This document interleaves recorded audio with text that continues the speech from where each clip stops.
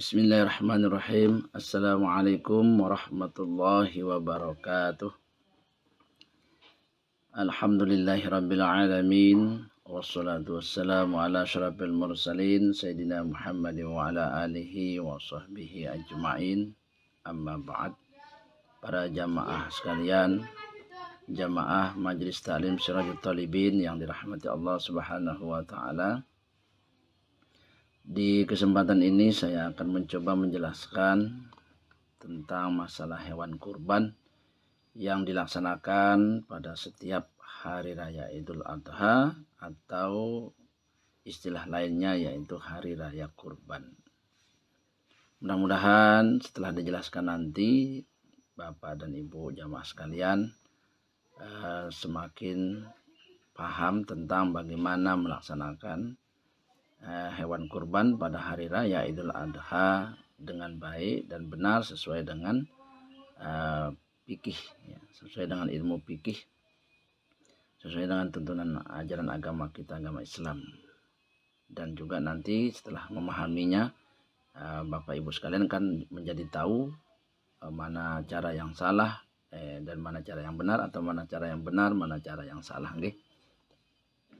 Nah, baiklah, pada kesempatan ini saya akan jelaskan hal itu menggunakan kitab Anwarul Masalik, yaitu sebuah kitab fikih, ya.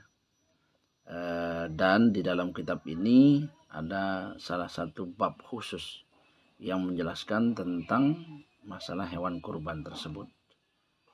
Nah, nama babnya yaitu Babul Adhiyah, ya, namanya Babul Adhiyah.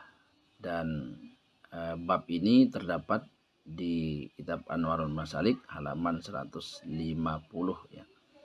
Nah, nanti silahkan bagi yang mau melihatnya secara langsung kitabnya itu bisa, yaitu di halaman 150, ya.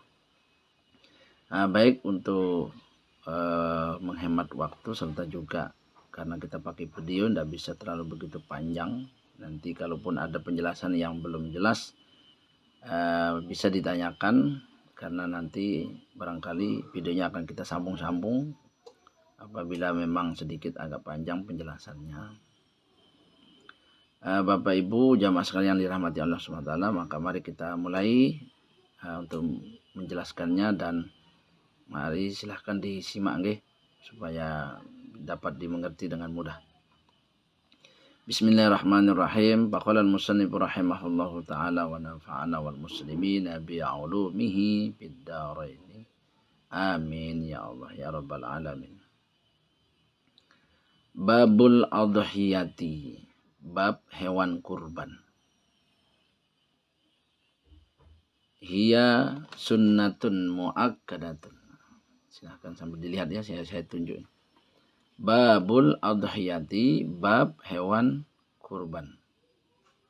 Hiya, hewan kurban itu, ya, artinya berkurban, melaksanakan kurban pada hari raya Idul Adha itu sunnatun muakkadatun, yaitu hukumnya sunnah muakkadatun yang sangat dianjurkan, ya. Jadi sunnah yang sangat dianjurkan. Nah, jadi makna sangat dianjurkan di sini tingkatannya itu satu tingkat di bawah daripada yang diwajibkan. Berarti hampir wajib istilahnya, ya, yang nama sunnah muakkadah tersebut hampir wajib. Nah, kemudian di sisi lain ada juga namanya sunnah, ya, sunnatun ghairu muakkadah, sunnah yang tidak muakkad. Nah, sunnah yang tidak muakkad. Nah, sunnah yang tidak muakkad ini itu satu tingkat di bawah daripada sunnah muakkad. Nah, jadi hal itu dibedakan dari segi pahalanya dan juga faedahnya untuk kehidupan manusia itu sendiri. Nah, jadi kalau bahasa lain juga, ya, sunnah muakkad itu artinya adalah satu amal ibadah yang sangat direkomendasi untuk melaksanakannya karena pahalanya besar, faedahnya besar untuk manusia. Nah, termasuk seperti berkurban, ya, itu besar sekali faedahnya, karena barangkali kita cukup lama tidak makan daging, ya, lumayanlah lepas hari raya Idul Adha ada yang berkurban dari saudara kita yang mampu, yang punya rezeki lebih ya, jadi bisa membahagiakan kita yang misalnya jarang-jarang makan daging gitu, seperti itu nggih. Ya, baik, lanjut. Itu tadi hukumnya nggih. Hukum daripada berkorban itu adalah sunnah muakkad. Nah, itu. Jadi tidak wajib. Artinya kalau misalnya ada rezeki dan bisa membeli hewan kurban, ya silahkan berkurban, itu karena sangat dianjurkan. Tetapi kalaupun tidak ada, ya jangan dipaksa, jangan sampai main hutang segala ya, nanti berbahaya, itu malah salah caranya. Selanjutnya adalah yundabu liman arodaha, disunahkan bagi orang yang mau berkorban tersebut, yang mau melaksanakan korban tersebut, alla yahliq sya'rahu, supaya jangan sampai dia mencukur rambutnya, wala yuqallima dhubrahu, dan jangan pula memotong kukunya, fi asyri Dzulhijjati hatta yudhha. Nah, pada tanggal 10 Zulhijjah sehingga selesai hari raya. Nah, maksudnya orang yang berniat untuk berkorban itu jangan memotong rambut dulu. Jangan cukuran dulu. Nah, kemudian maksudnya setelah memutuskan untuk berkorban gitu maksudnya ya. Kalau sebelumnya ya boleh potong rambut, enggak apa-apa. Maksudnya setelah memutuskan untuk berkorban, maka jangan potong rambut, jangan potong kuku, sehingga nanti selesai hari raya Idul Adha atau selesai pelaksanaan korbannya, seperti itu. Fa in azala syai'an min dzalika kariha karahatan tanzih. Maka jika orang yang berkorban itu artinya melanggar hal itu, ya maka hukumnya makruh atau istilahnya dibenci gitu. Enggak baik. Nah, jadi sebaiknya ya sudah ikuti saja ketentuannya itu supaya kita mendapatkan faedah dari ibadah kita berkorban karena Allah Subhanahu wa taala. Nah, kemudian selanjutnya yaitu wa yadkhulu waqtuha idza tala'atis syamsu, dan masuk waktu berkorban itu, masuk waktu pelaksanaan menyembelih hewan kurban itu nggih, idza tala'atis syamsu, apabila matahari terbit. Nah, berarti tidak boleh ya menyembelih hewan kurban itu sebelum matahari terbit, subuh kah atau apalagi malam ya. Nah, itu udah enggak benar itu. Wa madha qadru salatil 'idi wal khutbataini. Ya, ukurannya berlalu hari raya Idul Adha itu. Nah, sudah artinya selesai sholat lah. Maka selesai sholat ukurannya baru boleh menyembelih hewan kurban. Kalau belum selesai sholat jangan. Fa in zabiha qabla dzalika, apabila nekat melakukan pemotongan hewan kurban itu sebelum matahari terbit, sebelum selesai hari raya Idul Adha, lam yujzihi wa lam yusamma adhiyatan, maka itu tidak dinamakan hewan kurban. Okay? Tidak dinamakan hewan kurban. Itu namanya sembelihan biasa. Seperti kita nyembelih ayam pas kita lagi sedang kepingin untuk bakar ayam. Seperti itu statusnya. Okay? Jadi bukan hewan kurban lagi namanya. Kalau penyembelihannya dilakukan malam hari atau sebelum selesai hari Idul Adha, seperti itu. Kemudian wa yakhruju waqtuha bi khuruji ayyamit tasyriqi, dan berakhir waktu menyembelih hewan kurban itu ketika sudah berlalu hari tasyrik. Nah, kalau lewat hari tasyrik berarti sudah habis waktunya untuk menyembelih hewan kurban. Terlambat maksudnya. Nah, kemudian hari tasyrik itu seperti apa? Wahia salah satu, hari tasyrik itu adalah hari 3 hari setelah ya ba'da yaumil aidi. Artinya setelah hari raya Idul Adha itu. Jadi 3 hari setelah hari raya Idul Adha. Itu namanya hari tasyrik. Jadi hari tasyrik sekali lagi artinya adalah 3 hari setelah hari raya Idul Adha. Berarti bersama dengan hari raya Idul Adha itu berarti 4 ya. Jadi 3 hari setelah hari raya Idul Adha. Jadi 4 hari lah waktunya untuk menyembelih itu. Nah, jadi jangan khawatir. Ya, jadi kalau umpamanya tidak bisa menyembelih hewan kurban itu pada waktu hari raya itu, hari-hari hari raya itu berarti tidak apa-apa. Bisa besok, bisa lusa, atau lusanya lagi, nggih. Pokoknya 4 hari lah bersama dengan hari raya itu. Nah, yang penting tidak berlalu supaya tetap disebut sebagai hewan kurban. Wala tajuzu wala tasihhu illa bi ibilin ya au baqarin au gonamin. Nah, tidaklah masuk kategori hewan kurban atau tidak sah disebut hewan kurban kecuali hewan yang dikurbankan itu berupa unta, kemudian sapi, kemudian kambing. Nah, itu. Jadi tidak sah disebut hewan kurban apabila hewan kurban itu berupa ya misalnya apa? Ayam itu tidak sah itu. Atau mento itu tidak sah itu. Atau sejenisnya lah. Nah, jadi ketentuan dari hewan kurban itu harus berupa unta misalnya atau seperti sapi ataupun seperti kambing gitu. Nah, itu ketentuannya gitu supaya dipahami. Jadi silahkan pilih salah satu. Kalau misalnya tidak punya kambing ya sapi lah. Atau kalau mungkin tidak punya sapi ya unta atau sebaliknya.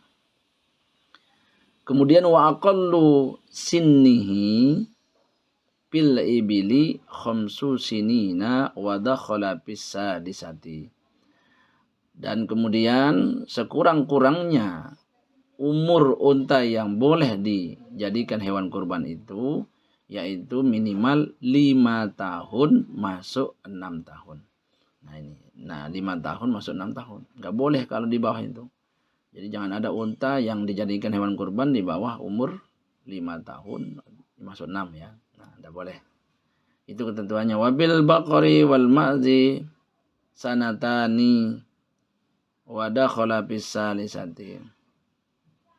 Dan kalau sapi atau kambing itu udah minimal masuk 2 tahun ya.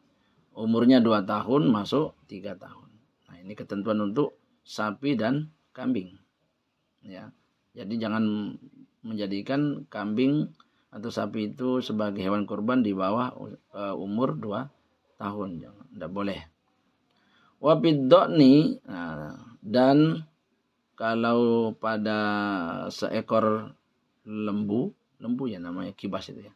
Ya, itulah. Nah, jadi kalau di seekor lembu atau kibas itu sanatun. Nah, boleh 1 tahun usianya boleh. Ini kalau lembu ya. Boleh 1 tahun. Wa dakhala bisaniyati. Tapi 1 tahun masuk 2 gitu. Artinya 2 tahun jalan lah istilahnya gitu kan. Nah, itu wa tujzi'ul jiz'atu wa hiya ma ujzi'at muqaddamu asnaniha wa illam tastakmil sanatun. Nah, jadi bolehnya itu asalkan sudah ada giginya lah. Ada giginya walaupun memang bisa juga tidak sempurna 1 tahun tapi yang penting sudah punya gigi gitu. Nah, berarti termasuk ketentuannya dalam hal ini ya untuk kibas ini ya minimal ya udah tumbuh giginya. Wa tujzi'ul badanatu ay al-wahidatu minal ibil. Boleh 1 ekor unta itu an sab'atin mimman tusannu lahumul adhiyatu. Nah, boleh 1 ekor unta itu digabung 7 orang. Ya, yang berkorban. 7 orang berkorban. Untuk 1 ekor ibil atau ya unta. Wa kadza likal baqara. Ya, wa kadza likal bakaratu. Begitu juga boleh seekor sapi itu an sab'atin. Boleh ya seekor sapi itu dari 7 orang. Boleh, tidak apa-apa untuk sapinya. Tetapi wala tujzi'u syatun illa an wahidin. Tetapi beda dengan kambing ataupun apa tadi? Lembu ya. Nah, itu kalau itu nggak boleh, itu 7 orang nggak boleh. Kambing itu harus satu. Maka kalau ada pendapat 1 ekor kambing boleh sekeluarga, itu berarti menyalahi ini. Ya. Tidak sesuai dengan yang ini. Jadi kalau kambing, kalau apa itu tadi? Lembu, domba ya. Itu cukup 1 orang 1 ekor kambing, 1 ekor domba. Nah, itu ketentuannya nggih, jadi tidak boleh. Kalau 1 ekor kambing diniatkan untuk banyak orang. Kemudian wasyatun bil adhiyati afdalu min syarakatin bi badanatin. Nah, kemudian 1 ekor ya hewan kurban itu lebih utama daripada syarakatin fi badanah. Lebih utama daripada yang berkelompok ya, dalam 1 ekor unta. Nah, maksudnya ya 1 orang 1 ekor itu lebih utama. Ya, lebih baik kalau misalnya apa? Tidak mampu sapi secara sendiri, ya sudah kambing aja tapi sendiri gitu. Lebih hebat itu daripada berkelompok-kelompok itu kan. Nah, ternyata berkelompok itu enggak lebih baik daripada kita berniat sendiri ya. Misalnya tidak mampu sapi, ya sudah 1 ekor kambing untuk 1 orang. Nah, itu. Jadi enggak boleh lebih daripada itu nggih. Kalau 1 ekor kambing kok jadi 1 keluarga atau 7 orang ya enggak sah. Enggak benar. Nah, bisa dipahami nggih. Terus kemudian wa abdaluha ay al-adhiyati min haitsu kasratil lahmi. Nah, ya. Dan lebih utama juga dianjurkan untuk berkorban itu, untuk hewan korban itu kalau dari segi daging, ya dari segi pendapatan daging, ya memang sebaiknya al-badanatu, sebaiknya itu berupa unta, 1 ekor unta 1 orang gitu. Usahakan kalau bisa 1 orang 1 unta. Tumal basyaratu, kemudian baru sapi. Tumadonu, kemudian lembu atau domba, tumal ma'zu, kemudian kambing. Nah, ini urutannya ini. Jadi unta, sapi, domba, kambing. Nah, okay. Itu dari segi apa ya? Dari segi daging ya. Jadi lebih utamalah yang besar tentunya kan. Itu logis aja sih. Bahwa sapi unta lebih besar daripada sapi, kemudian sapi lebih besar daripada domba, domba lebih besar daripada kambing. Kambing itu paling kurus berarti ya. Nah, wa abdaluha ay asya'u min haitsul launi, dan lebih diutamakan kalau dari segi warna ini, warna hewannya gitu maksudnya. Warna bulu hewannya yaitu al-baydha'u. Nah, yang warnanya apa? Warnanya putih ya. Yang warnanya putih. Kalau ada sapi ya usahakan beli yang putih. Nah, lebih utama itu, lebih besar pahalanya tentunya. Kalau warna putih dapat 100, yang lainnya dapat 70, 80 sebagainya. Nah, namun kalau tidak ada yang putih, tsumma safra'u, artinya yang kuning coklat. Ya berarti kalau ini warna umum ini warna umum yang biasa ya pada sapi. Umumnya sapi warnanya ini soprok namanya ya, warnanya yaitu kuning kecoklat-coklatan. Nah, itu summal balqa. Nah, kemudian al balqa itu artinya allati fiha sawadun wa bayadun, artinya ini hitam putih ini, belang artinya hitam putih. Kalau ada warnanya yang hitam putih. Nah, seperti itu. Kalau enggak ada yang putih, enggak ada yang kuning itu, cari yang belang lah enggak apa-apa. Tapi itu derajatnya yang ketiga. Summa sauda'u, kemudian yang hitam. Kalau enggak ada juga ya cari yang hitam yang agak gelap. Ini kalau memang enggak ada sama sekali warna-warna yang direkomendasi tadi. Itu. Kemudian wa tustaratu salamatul adhiyati 'anil 'uyubil lati tanqasul lahma. Jadi disyaratkan pula, ini sebagai syarat ini, berarti kalau syarat dipenuhi. Syaratnya hewan kurban itu harus terbebas daripada aib. Ya, ada aib atau penyakit gitu. Yang nantinya ya mengurangi nikmatnya makan, terus atau yang menjadikan kita sakit jadi tidak sehat, atau misalnya yang mengurangi pendapatan daging kan. Nah, seperti itu dihindarkan dari hewan yang akan dikorbankan tersebut. Ya. Fala tujzi'ul arja'u. Nah, ini. Jadi ya tidak boleh mengorbankan hewan yang dalam keadaan pincang.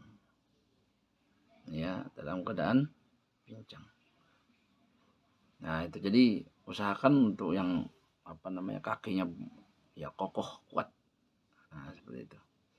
Kemudian wal aura'u, yaitu tidak boleh juga mengorbankan hewan kurban yang matanya jeleng atau matanya itu rusak.